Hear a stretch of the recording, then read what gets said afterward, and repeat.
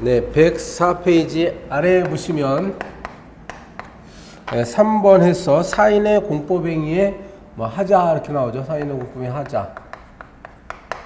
사인의 공법행위가 뭐 법이 정한 요건을 잘못했다든지 했을 때 본래의 그러한 행정행위는 어떻게 되느냐 이겁니다. 그림을 다시 그려볼까요? 국민이 국가에 대해서 뭔가 이렇게 사인의 공법행위를 하죠. 사인의 공법행위를 하면 그럼 국가가 이렇게 행정행위를 하거든요.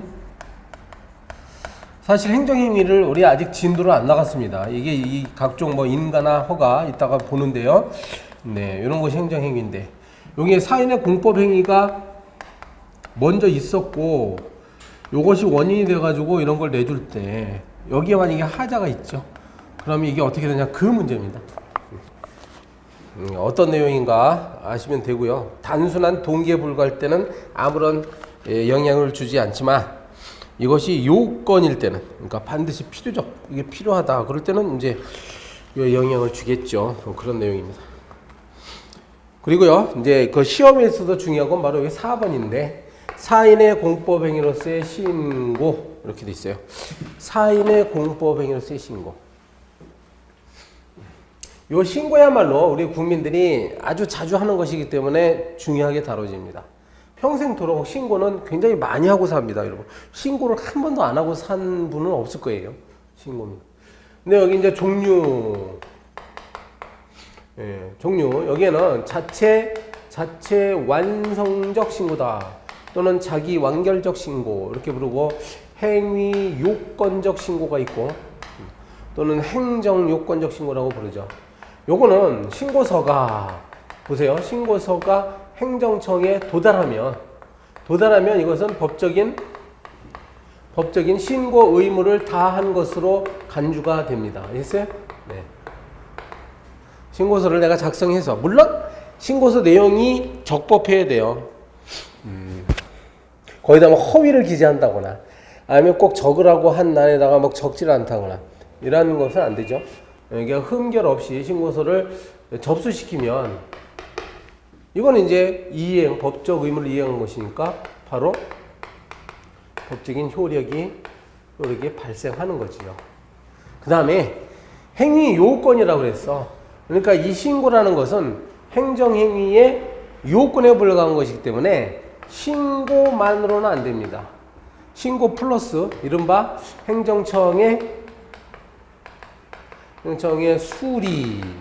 수리라는 것은 요걸 이제 받아들인다는 거야. 법적인 효력을 인정한다는 수리 행위가 더 있어야 요 두 가지가 있어야 비로소 법적인 효력이 발생합니다.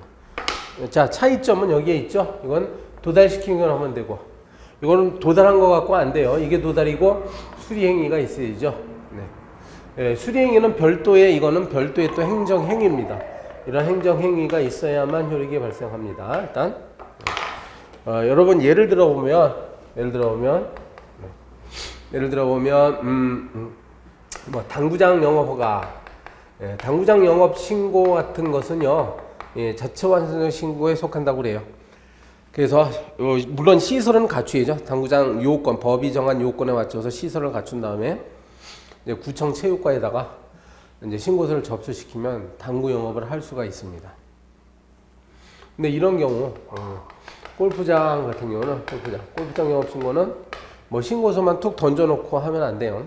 이제 담당 공무원들이 현장에 나와서 모든 걸 다 조사를 한 다음에 영업 허가를 실제로적으로 해줘야 됩니다. 그렇죠. 그래서 이게 차이점이 있습니다. 지금은 그 논란의 여지가 있긴 한데 예전에는 이제 그 혼인신고도 자체 완성 신고의 하나로 봤어요. 지금 견해에 따라서는 혼인신고를 여기 행위요건적 신고로 보는 견해도 많은 것 같은데 만약에 이걸 자체 완성 신고라고 했을 때는 이제 성인 남녀 두 사람이 그 혼인신고서를 작성해가지고 구청에다가 접수하는 순간 혼인의 효력이 발생한다 그 뜻이야. 담당 공무원이 만약에 이걸 당신네들은 혼인하면 안 되고 거절한다고 해서 아무런 영향이 없습니다. 법적인 부부가 된다 그 뜻이에요. 따라서 여기 우리 교재에는 많은 쟁점들이 소개가 되고 있는데 여러분 이제 공부 시작하는 입장에서 여기서 가장 중요한 거 하나만 보고 넘어가겠습니다. 거부의 효과. 맨 아래 칸에 있죠? 네. 수리의 거부입니다. 수리를 거부하면 어떻게 되느냐? 자, 자체 완성적 신고서를 구청에다 제출했더니 담당 공무원이 이걸 반려하는 거예요. 난 수리 안 하겠다. 여러분, 이래봐야 이거는 아무런 법적 의미가 없습니다. 이거는 무영향이다. 왜 그렇습니까? 도달시키기만 하면 법적 효력이 발생해버리기 때문에 담당 공무원이 수리를, 다른 말로 이제 수리를 거부한 건데요. 수리를 거부하더라도 이거는 아무런 법적인 의미가 없다고.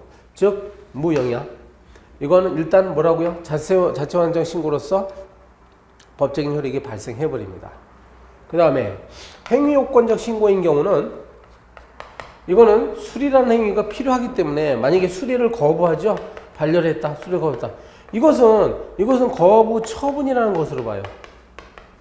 실제로 행정청이 의사표시를 명확히 한 겁니다. 거부했다 이거야. 따라서 이때는 법적 효력이 없습니다. 이제. 거부했기 때문에 아직 이 단계에서는 효력이 발생하지 않아요. 그렇죠? 네. 수리를 해야만 효력 발생하는데 안 했다. 여기서 차이가 나타납니다. 그래서 거부 처분이니까 이건 나중에 행정쟁송의 대상으로 갑니다. 아직 우리 안 배웠어요. 행정쟁송에는 뭐 행정심판이나 행정소송이 있습니다. 그러니까 법적으로 다툴 수 있다는 뜻이에요. 왜 거부처분을 했느냐? 거부처분은 위법하다. 따라서 나한테 다시 허가를 해줘야 된다. 이런 식으로 다툴 수 있어. 근데 이거는 영향이 없죠? 그러니까 이거는 영향이 없으니까 처분이 아니에요. 네, 이것처럼 처분이 아니기 때문에 이거는 쟁송으로 다툴 수가 없습니다. 이제 여기서 이게 가장 큰 차이점입니다. 행정쟁송으로 다툴 수 있는 건 어느 쪽? 행위요건적 신고를 수리 거부했을 때 다툴 수 있다. 이렇게 알아두시면 되겠습니다. 네, 106페이지로 가보겠습니다. 106페이지 제4절. 제4절. 뭐 행정법 관계 이제 내용이 여기서부터 본격적으로 진행이 되는데요. 네, 국가적 공권과 개인적 공권이라는 말이 나오죠. 자, 여기 개인이 있어. 저 국민이죠. 국민 어떤 갑이 있고 여기 국가가 있습니다. 개인이 국가에 대해서 이렇게 뭔가 청구할 수 있는 권리, 네, 이걸 개인적 공권이라고 이렇게 부릅니다. 거꾸로 국가가 개인에 대해서 어떤 행사할 수 있는 권리가 있죠. 이건 뭐겠어요? 그러니까 이거는 국가적 공권이 되는 것이죠. 그렇죠? 네, 국가냐 개인이냐. 우리 행정법학에서 중요한 건 이쪽이죠. 국가가 개인에 대해서 뭔가 청구권이 있을 수 있습니다. 또는 행사할 수 있는 권리가 있을 수 있어요. 뭐 과세권, 네, 과세권, 형벌권 이런 것들이 있죠. 근데 우리가 보고자 하는 건 이거야. 개인이 국가에서 뭘 요구할 수 있는 것이냐. 자, 2번으로 거기 내려오시면 개인적 공권과 반사적 이익을 구별하고 있어요. 자, 이렇게 개인이 국가에 대해서 청구할 수 있는 권리가 소권으로까지 가능하면 개인적 공권이라고 합니다. 그렇죠? 소송 제기할 수 있으면 법원에다가. 그렇지 않고 소송을 제기할 수는 없는 경우는 이제 반사적 이익에 그친다라고 그렇게 얘기를 해요. 예를 들어 볼까요? 내가 만약에 우리 아들이 아팠어. 아들이 이제 병이 났어. 병이 났는데 밤에 내가 말이죠, 강원도에 살고 있어. 강원도 산지 지역에 살고 있어서 우리 아들이 병이 나갔습니다.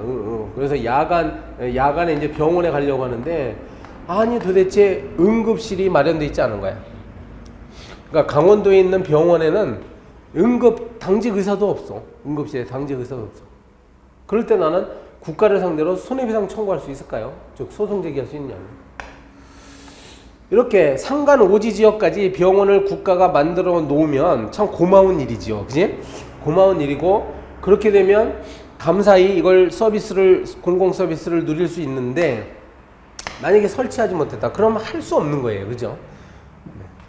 만약에 설치를 하게 되면 우리는 반사적 이익을 얻는다라고 이렇게 얘기합니다. 반사적 이익을 얻을 뿐이에요. 그냥 고마울 뿐이에요. 만약에 설치하지 않았다고 해서 국가를 상대로 뭐 소송을 제기한다거나 그럴 수가 없습니다. 이런 거. 그죠? 이런 경우에 따라서 개인적 공권이라고 안 합니다. 그러니까, 자, 정리하면 국민이 언제 어디서나 야간 응급 당직실을 이용할 수 있는 권리 이런 거는 반사적 이익에 불과한 거야. 이런 제도들은 뭐야? 오로지 공익을 위한 것이다 이렇게 됩니다. 이런 소권이 가능한 개인적 공권이 되려면 사익을 보호한다는 목적이 있어야 돼요. 어떤 제도가요, 사익을 보호한다는 목적이 있어야 우리는 걸 개인적 공권이라고 이렇게 얘기합니다. 네. 거기 밑에 소개가 됐는데요. 뷰러라는 독일 학자가 옛날에 개인적 공권 성립의 3대 요소를 이야기한 적이 있어요. 첫 번째, 행정청의 의무가 존재해야 됩니다. 행정청이 법적인 의무가 존재해야 돼요. 어떤 행위에 법적인 의무. 그리고 이렇게 법적인 의무를 부여한 이유가 바로 사익을 보호한다는 목적이 인정되어야 합니다. 예. 공익뿐만 아니라 개인적인 이익, 국민의 개인적인 이익도 보호한다는 목적이 있어야 되고, 세 번째 이것이 의사 실현력이 있어야 된다. 실제로 국가가 만약에 사익을 보호해주지 못한다고 한다면 개인이 뭐 손해배상 청구나 이런 걸 통해서 뭐 소송 제기나 이런 걸 통해 가지고 실제로 권리를 실행할 수 있는 능력이 있어야 됩니다. 그러한 기회가 보장돼야 합니다. 생각이죠? 근데 오늘날에는 이러한 것은 재판 청구권의 형태로 일반적으로 인정되므로 이거는 굳이 말할 필요가 없기 때문에 오늘날은 요 두 가지 있죠. 네. 행정청의 의무, 오늘날 말이죠. 개인의 공권 성립의 요소, 2대 요소 그러면 행정청의 법적 의무. 그다음에 그것이 사인의 사익의 보호 목적이 있어야 합니다. 이런 게 왜 문제가 되는 거 아니야? 여기서 한번 볼까요? 여기. 예를 들면 이런 거예요. 자, 보세요. 여기에 A라는 사람이 이제 목욕탕을 운영하고 있었어요. 이 당시에 월 수입 500만 원은 뭐 거뜬히 벌었다고 합시다. 500만 원. 예. 근데 B가 이번에 신규로 목욕탕을 신규로 허가를 받았어. 예, 신규. 그 바람에 이 사람이 월 200만 원으로 뚝 떨어졌어요. 월 수입이. 아주 화가 나겠죠. 화가 난다고 해서 과연 요 혹시 허가 처분에 위법한 하자가 있다 하더라도 이걸 법원에다가 이 사람한테 내주는 허가 처분을 취소해달라고 A가 이렇게 소송을 제기할 수 있느냐 이거예요. 우리 판례에 따르면 이거는 할 수 없다라고 합니다. 왜 그런 거 아니? 이렇게 국가가 이중으로 목욕탕 영업 허가를 내주지 않아서 이 사람이 얻게 되는 이러한 이익은 그저 반사적 이익에 불과하다는 겁니다. 이 사람이 국가에 대해서 월 수입 500만 원을 보장해달라고 요구할 수는 없어요. 그렇기 때문에 소송 제기할 수는 없다는 게 우리 대법원 판례입니다. 가끔 가다가 이제 제기할 수 있다라고 나오는 경우도 있겠죠. 그 경우는 반사적 이익이 아니라 개인적 공권으로 보자는 거죠. 107페이지 아래 4번에 원고 적격의 확대의 말 뜻만 알고 넘어갑시다. 4번 원고 적격 확대는. 원고라는 것은 민사소송에서 또는 행정소송에서 원고가 될 수 있는 권리를 말합니다. 그러니까 법원에다가 소송을 제기할 수 있는 자격을 원고 적격이라고 불러. 그럼 과거에는 웬만해서는 개인이 국가에 대해서 개인적 공권을 갖고 있다고 보기 어렵기 때문에 원고 적격 범위가 좁았어요. 그러니까 반사적 이익의 범위가 컸지. 근데 점차 시간이 흐르면서 종전에 반사적 이익으로 봤던 것도 이제는 개인적 공권으로 보는 경우가 많습니다. 따라서 원고 적격이 확대된다는 얘기야. 자, 다음 페이지 가면 다음 페이지에 크게 보면 108페이지입니다. 5번에 무하자 자량행사 청구권이 있고 6번에 행정개입 청구권이 있거든요. 그 5번과 6번을 같이 좀 보겠는데 오늘 이 시간에는 이 개념 정도만 알고 넘어가겠습니다. 무하자 재량행사 청구권 그리고 행정개입 청구권. 실상 이것을 나란히 놓은 이유는요. 이러한 청구권이라고 했죠. 청구권. 그러니까 개인이 국가에 대해서 요구할 수 있는 권리가 있어. 그리고 행정개입 청구권입니다. 행정개입 청구권. 청구자 빠졌네. 행정개입 청구권. 이것도 청구권이죠. 네. 그래서 이것이 여기서 이렇게 발전한다는 거예요. 그러니까 처음에 무하자 재량행사 청구권인데 이것이 발전하면 행정개입 청구권으로 변합니다. 무슨 얘기인 거 아니? 자, 어려운 말이 나왔어요. 재량이라는 말이 나왔습니다. 네. 재량이라는 것은 행정청이 반드시 해야 되는 건 아니고 여러 가지 이익을 고려해서 할 수도 있고 안 할 수 있는 그런 행위를 재량행위라고 합니다. 네. 재량행위. 그러면 예를 들어 볼까요? 예를 들어봐. 네. 이게 이제 하천입니다. 하천. 여기 공장에서 아무래도 공장을 가동하다 보면 뭔가 오염 물질이 이렇게 배출이 되겠죠. 조금이라도 배출이 될 거야. 여기 이웃 주민들이 살고 있었어. 그러면 자, 오염 물질과 관계된 장관이 환경부 장관이죠. 환경부 장관은 모든 공장, 하천 옆에 있는 모든 공장을 찾아다니면서 매일같이 과연 오염 물질이 얼마나 많이 배출되어 있는지 조사를 하고 그리고 단속을 해야 될 의무가 있습니까? 없습니까? 실제로 어떤 A라는 법을 보면 이게 뭐 환경정책기본법 이런 걸 보면 환경부 장관은 자 이러한 경우에 무슨 조치를 해서 그러니까 조사를 해서 시정명령을 내릴 수 있다 이렇게 돼 있어요. 실제로 그렇습니다. 내릴 수 있다. 그러니까 반드시 내려야 되는 건 아니야. 환경부 소속 하에 공무원의 숫자가 공무원이 몇만 명, 수십만 명 있습니까? 이 사람들의 인력 부족도 문제가 되고 그래서 매일같이 할 수가 없습니다. 그러면 이 상태가 뭐라고요? 그러니까 이렇게 조사하고 시정명령 내린다는 거 있죠? 이걸 바로 재량행위라고 이렇게 부르는 거예요. 그런데요, 만약에 지금이 조선시대라고 한다면 이런 재량행위 영역에 있어서는 국민들이 국가에 대해서 무슨 청구권 행사할 수 있는 여지가 전혀 없습니다. 왜냐하면 재량행위니까. 네, 국가가 할 수도 있고 안 할 수도 있다. 그냥 그렇게 쉽게 판단해버려. 따라서 청구권이 없어. 그러나 오늘날 대한민국, 자, 이 법치국가에서는 그럴 수는 없습니다. 아무리 재량권이라 할지라도 이것을 하자 없이 해달라고 청구할 수 있다. 요 정도는 요구할 수가 있어. 네. 당신네가 아무리 재량권 행사하더라도 법을 위반하지 않는 범위 내에서만 재량권 행사해야 되지 않느냐 이런 식으로 요구할 수가 있단 말이에요. 이걸 무하자 재량 행사 청구권이다 이렇게 이름을 붙였습니다. 학자들이 그렇게 하시고요. 그 다음에 요 중간 영역에 뭔가 이론이 하나 등장하는데 재량권이 0으로 수축됩니다. 네, 우리 교재에도 맨 아래 칸에 있죠? 재량권이 0으로 수축된다 이렇게 나오잖아. 이 말은 0이니까 재량권을 행사할 수 없다는 얘기예요. 이런 경우죠. 만약에 이 사례에서요. 여기서 만약에 뭐 오염물질이 뭐 엄청나게 여기서 쏟아져 나오는 거야. 그래서 악취가 진동합니다.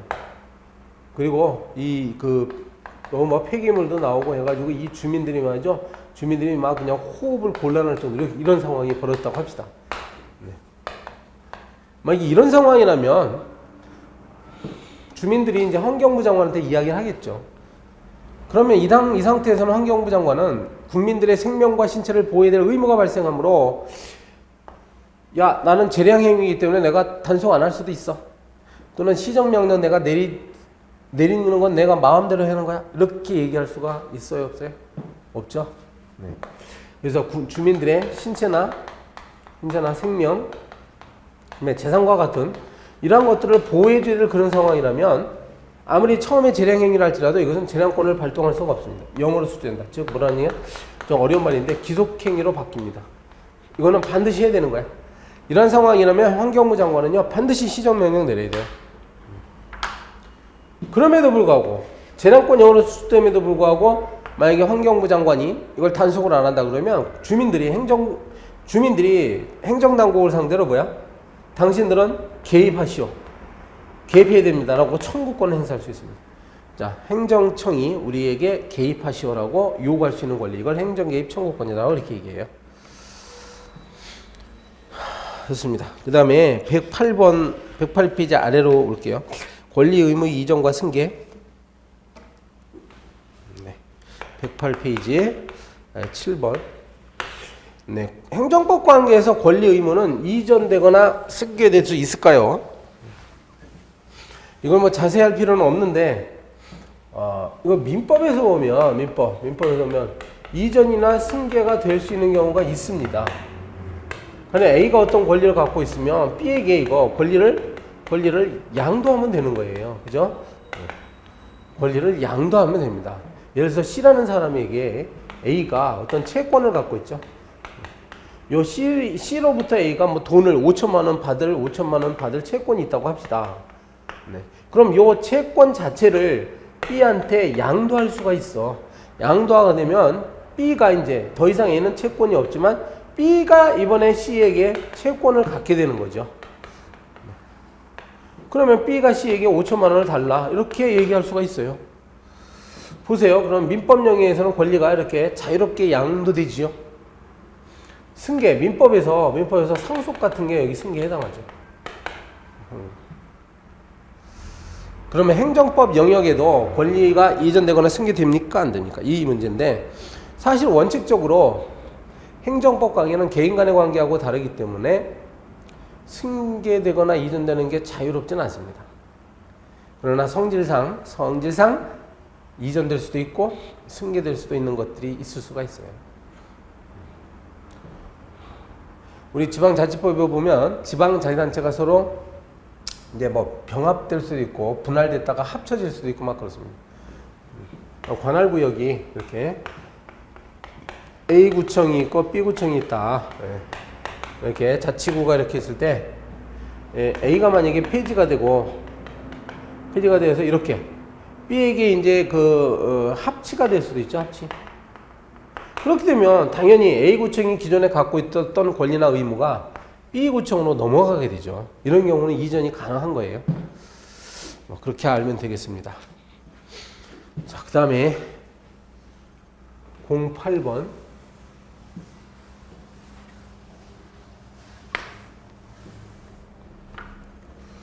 네, 08번.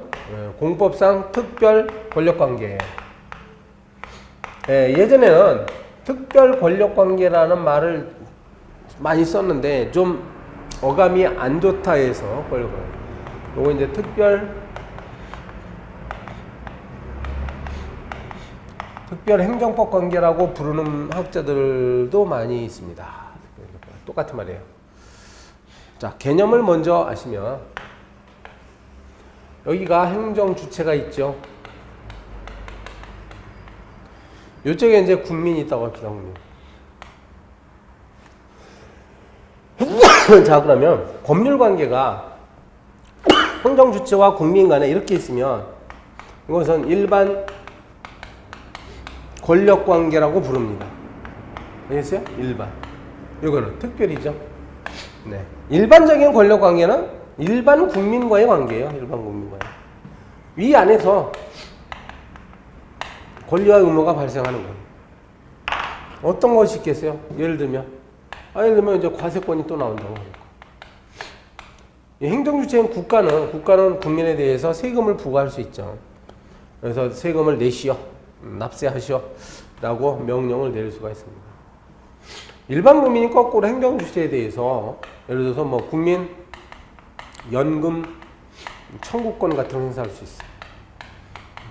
내가 이 30년 동안 연금을 부어왔으니 이제 연금을 좀 주시오, 이렇게 청구할 수 있습니다. 이건 일반적인 관계죠.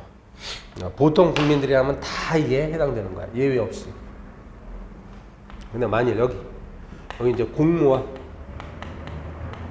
어떤 공무원 A라는 사람이 있어요. 행정주체가 얘에 대해서 뭔가를 합니다.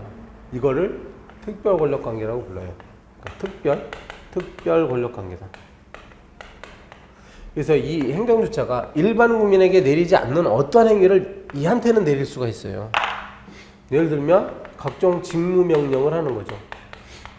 일을 하면서 이제 근무지에서 공무원한테는 끊임없이 국가가 명령을 내리잖아. 하다못해 뭡니까?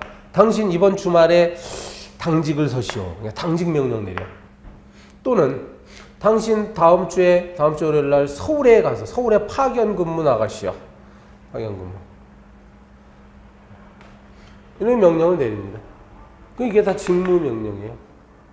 그리고 당신은 말이야, 근무 성적이 나쁨으로 대기하시오. 대기 반려. 이렇게 될 수 있죠. 심하면 징계까지 할 수 있습니다. 이 사람한테. 그죠? 징계권 행사할 수 있습니다. 여러분, 국가가 일반 국민에 대해서 직무명령 내리는 경우 봤어요? 대기 발령을 내냐고. 그 다음에 일반 국민을 징계하냐고요. 물론 형벌이 있는데 일반 국민과의 사이에는 형벌권이 있는 것이지, 형벌권. 징계권이라고 하는 게 아닙니다. 징계권은 이러한 공무원과 같은 사람한테 하는 게 징계죠. 공무원과 비슷한 위치에 있는 경우, 여기는 이제 교도소의 수용자. 죄를 짓고 교도소에 수감되어 있는 사람 수용자입니다. 수용자 B에 대해서 행정처는 특별한 명령을 막 내릴 수 있습니다. 당신 뭐 독방에 들어가시오. 그죠? 독방에 감금하는 그런 처분을 막 내린다. 일반 국민한테 막 이런 거 내릴 수 있어요? 안 되죠. 징계, 이게 다 징계예요. 그죠? 수용자에게는 이렇게 징계를 내릴 수가 있습니다. 뭐 금치 처분 같은 거예요. 예전에는 여기에 해당하는 사람으로서 또 뭐 대학원, 국립대학원 학생, 국립대학교 학생도 여기 포함되는 것을 봤는데, 요즘 그 유력한 학설은요, 이런 경우까지 일률적으로 특별 권력 관계로 보면은 안 되고, 이건 개별적인 법률 관계에 따라 이것이 특별 권력 관계인지 일반 권력 관계인지 개별적으로 파악해야 된다는 견해가 셉니다. 우리 유력해. 자, 이제 구별되죠? 그래서 특별 권력 관계의 가장 큰 특징은 뭐냐? 특징. 이렇게 뭔가 명령을 내릴 수 있습니다. 특별한 명령을 내리고, 그리고 명령을 위반했을 때는 징계를 가할 수 있습니다. 네. 이게 바로 특별 권력 관계의 특징이에요. 특별 권력 관계에서 이제 쟁점이 되는 것은요, 이쪽으로 가겠습니다.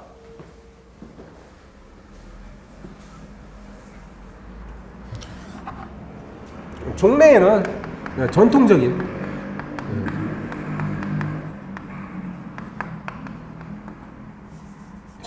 어떤 이론에 따르면, 자, 특별 권력 관계 내부에서 기본권을 제한할 때는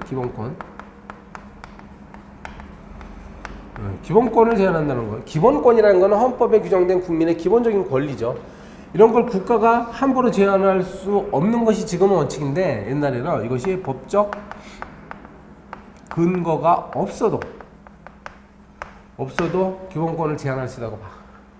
실제로 그렇죠. 우리 조선시대 하더라도 조선시대 임금님이 신하, 오늘로 말하면 공무원이잖아.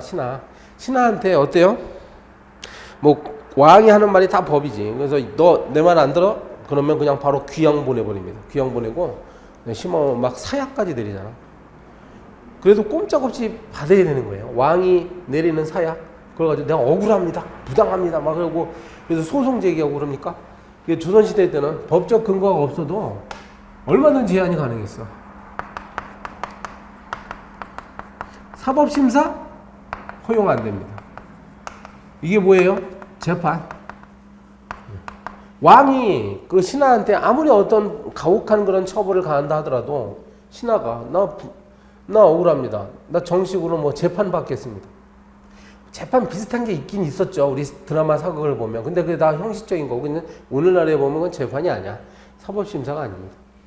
왕이 죽이고 싶으면 막 죽일 수 있는 게 그 당시 말이에요. 그죠? 사법심사 그러니까. 오늘날에는 이런 생각이 터무니없죠. 이렇게 하면 절대로 안 되고, 오늘날에는 어떻게 바뀌냐. 특별 권력 관계 내부라 할지라도 법적인 근거가 있어야 기본권을, 권리를 제한할 수가 있는 거예요. 아무리 공무원이라 할지라도, 그지? 그러니까 공무원들 막 부당하게 성적은 좋은데 아무 정당한 이유 없이 계속 승진을 누락시키면요, 이 공무원이 가만히 있지 않죠. 막 소송 제기할 수 있는 거잖아요. 그리고 사법심사 있죠. 위법부당한 그런 처분을 받으면 사법심사 가능합니다. 실제로 우리 행정소송제도가 있어요. 이거 가능합니다. 그래서 징계를 받았죠? 여러분 징계 받았어. 억울해? 그럼 이제 소청심사위원회에다가 올리고 소청심사위원회 결과에 대해서 또 억울해? 그러면 행정소송까지 갈 수가 있습니다. 우리 조선시대에는 이런 건 상상할 수도 없었지. 네, 사법심사가 가능하다. 이렇게 보셔야 되는 거야. 요게 핵심이에요. 특별권력관계 이론이 어떻게 변화하는가.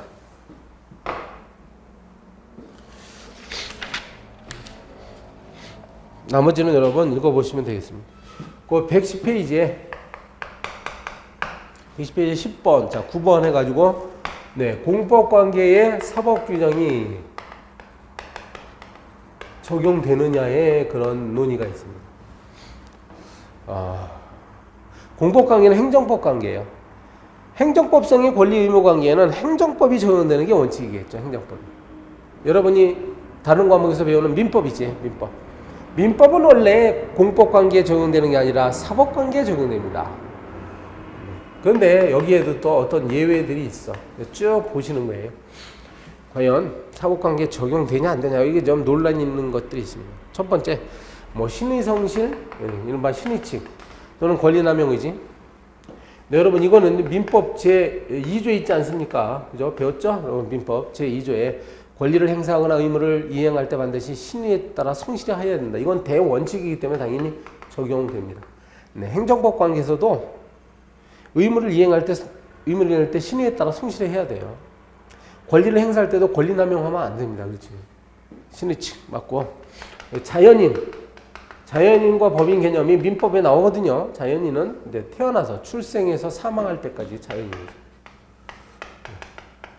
네, 법인이라는 것은 행정당국의 인가를 받고 그다음에 법인 설립등기를 받으면 이제 법인격을 취득하게 되는데 이런 법인의 개념은 그대로 적용됩니다. 행정법에도. 네, 그다음에 주소고시의 개념이 있어요. 주소는 이제 생활 근거지고요. 주소는 원래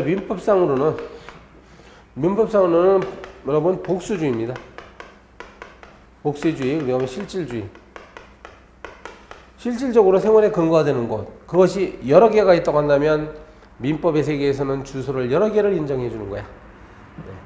내가 인천에 집이 있으면 인천도 주소고, 그 다음에 1년 동안 저 부산에 가서 부산에 하숙집에 살고 있으면 그 부산도 주소입니다. 이게 민법의 영역이에요. 근데 이제 공법의 영역, 우리 행정법의 영역에서는 복수주의가 아니에요. 한계야, 한계. 이게 뭐죠? 바로 주민등록지. 주민등록 신고를 하는 곳이 있지? 여기만이 행정법 관계에서의 주소입니다. 따라서 만일 선거 때가 되면 선거관리위원회가 선거인 명부를 보내는데 여기로 보내지 내가 부산에 하숙집에 있다고 해서 하숙집으로 보내거나 그러진 않아요. 왜냐하면 이걸 행정법 관계이기 때문에 그래. 요 거수라는 거는 민법에 나오죠. 민법에 보면 뭐라고? 예. 그래서 이 생활의 근거가 되는 계속 주거 사실이 주소만은 못하는 곳. 그러니까 임시적으로 있는데, 아니 임시적이 아니라 계속적으로 뭔가 살긴 살아. 근데 주소만큼은 안 되는 곳. 주소만큼은 못 미치는 곳. 이걸 거수라고 합니다. 우리 민법에서는 거수에도 일정한 역할을 주죠. 근데 행정법에서는 거수에 일정한 어떤 법적 효력을 주는 건 거의 없습니다. 법률행위 나옵니다. 법률행위도 우리 민법 총칙 파트에서 배우는 것들인데, 법률행위, 여기 법률행위와 관련된 규정들은 대체적으로 뭐 적용되는 것도 있고 적용 안 되는 것도 있어요. 공법관계의 특징에 따라 결정할 이야기입니다. 물건. 권리의 객체가 되는 물건은 민법에서 나오는 물건 개념이 그대로 적용됩니다. 이것도 역시. 기타, 기간, 시효, 제척기간, 사무관리 이런 것도 또 일반 원칙이기 때문에 적용이 됩니다. 네, 2편으로 넘어가는데요. 2편, 행정의 행위 형식.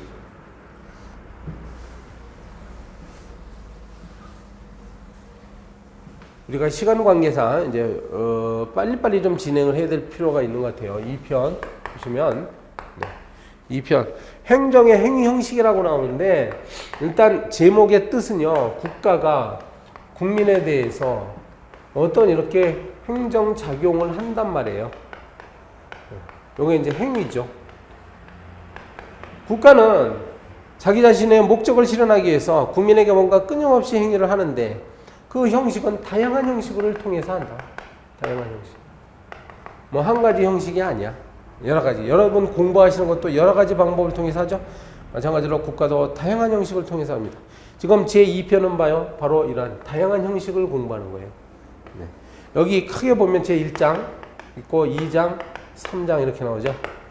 네. 우리가 처음에 이제 배울 것은 행정 입법의 형식으로 한다 이거지. 우리가 우리 강의 첫 번째 시간에 한 기억이 나는데요. 실질적 의미의 행정. 요거는 형식적으로 행정에 속하지만 실질적으로는 입법 활동입니다. 예, 규범을 만드는 거예요, 규범. 예, 행정부는요, 이렇게 규범을 제정하는 형식으로 행정을 할 수도 있습니다. 여기 피라미드를 다시 그리면 헌법이 있죠, 헌법. 그 다음에 법률이 있습니다. 이 법률은요, 국회가 만들잖아요, 국회. 입법부가 하는데 행정부도 밑에서 명령의 형태로, 명령, 법규명령. 법규명령, 예를 들면 대통령령, 총리령, 부령 이런 겁니다. 이런 걸 이름하여 뭐라고? 이런 걸 행정입법이라고 불러요. 이게 바로 행정입법이에요. 이거 규범의 형식이죠. 그래서 법률로부터 이렇게 위임을 받아가지고 법률로부터 허락을 받는 거예요. 다음 각 사항은 뭐 대통령령으로 정할 수 있다 이렇게 허락을 받아가지고 할 수 있는 게 행정입법입니다. 그러니까 여러분 행정부도 입법 활동을 한다라고 생각해야 돼요. 두 번째로 행정행위가 있고 여기에 우리가 쉽게 여러분이 이제 가장 쉽게 접할 수 있는 뭐 각종 인가나 허가 이런 것들 허가 특허 네, 그런 것들이 이게 행정행위입니다. 뭐 명령 내리는 것도 있어요. 하명도 있습니다. 때로는 면제받을 수 있고 뭐 대리도 있고 자 이런 게 이제 행정행위고 우리 그 행정법 시험에 있어서는 이게 매우 중요하죠. 행정행위 파트에서 시험 문제를 많이 냅니다. 그래서 철저하게 공부하실 필요가 있고 그 다음에 3장에 가면 기타 이 두 개가 아닌 어떤 다른 형식으로도 합니다. 가령 우리가 보면 뭐 행정계획을 통해 가지고 국가가 어떤 행위를 할 수 있어요. 계획하죠. 그리고 행정지도 이건 뭐 단지 권유하거나 조언하는 형태입니다. 그 다음에 확약 무슨 약속을 한다는 거야. 예, 우리 그 실무에서는 이런 게 내인가 같은 게 있습니다. 이거. 미리 정식 인가를 내주기 전에 미리 내주는 인가 이런 게 확약이에요. 국가는요 꼭 법적인 행위만 하는 것이 아니라 사실행위도 합니다. 법률행위가 아니라 어떤 사실적 효과만 발생하는 사실행위도 하고 국가는 공법상 계약의 형식으로 합니다. 원래 계약은 민법 시간에 배우는 거죠. 민법에 어울리는 건데 행정법 분야에서도 계약을 체결할 수 있어. 예를 들어서 한강을 관리할 때 관리 비용을 누가 부담하느냐 이거 문제가 되죠. 한강과 관련된 광역단체가 서울시하고 경기도가 있는데 서울시하고 경기도가 한강이 이제 오염이 발생하니까 그걸 오염 정화 비용을 서울이 뭐 60%, 경기도는 40% 이렇게 분담해서 정할 수 있겠죠. 이런 게 바로 계약이에요. 계약. 보세요. 그러면은 이 국가라는 존재는 국민을 향해서 이렇게 많은 형태의 그러한 다양한 형식을 통해서 행정작용을 할 수 있는 겁니다. 네. 잠시 쉬었다가 이제 어떤 내용들이 있는지 한번 행정입법부터 보도록 하겠습니다.